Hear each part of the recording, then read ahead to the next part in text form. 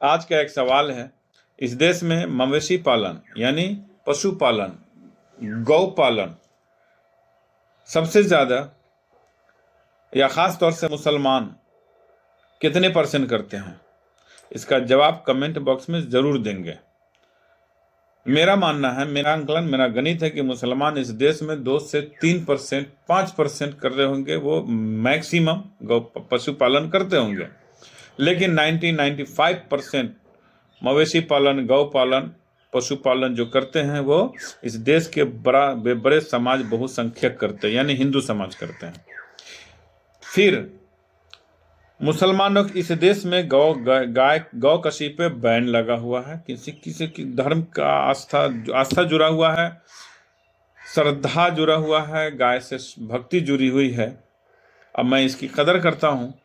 तो मुसलमानों के साथ जो मॉब लिंचिंग का मामला होता है, पकड़े जाते हैं, तो इसी देश में इंडियन पेनल कोड के अनुसार धारा 411 के तहत चोरी करने वालों से के जितना सजा चोरी का सामान खरीदने वालों के लिए है। और नया कानून जो 2023 में लागू हुआ है, जो अब तैयार हुआ है, वो अब चलेगा, अप्लाई होगा। वो भारतीय न्याय संहिता के तहत 2023 में जो बना था 317(2) के तहत लागू की जा रही है।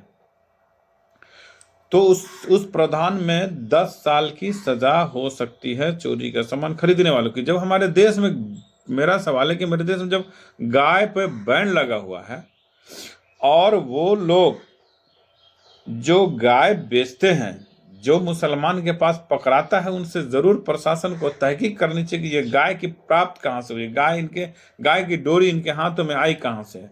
तो उसकी तहकीक करनी चाहिए कि ये गाय कहाँ से। जाहिर सी बात है कि आप तहकीक करेंगे तो उसके पीछे का राज यही होगा कि एक उन्हीं से इनकी गाय की खरीदारी होती है जो गाय से श्रद्धा रखे हुए, जो गाय से उनका एक रिश्ता है, गाय को वो माता मानती हैं, गाय की भक्ति में वो लीन होते हैं, वही लोग गाय बेचते हैं जो मुसलमानों के पास जाता है।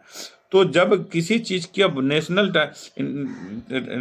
टाइप से बैन लगा हुआ है और उस चीज को आप बेच रहे हैं, तो ये चोरी हुआ। तो चोरी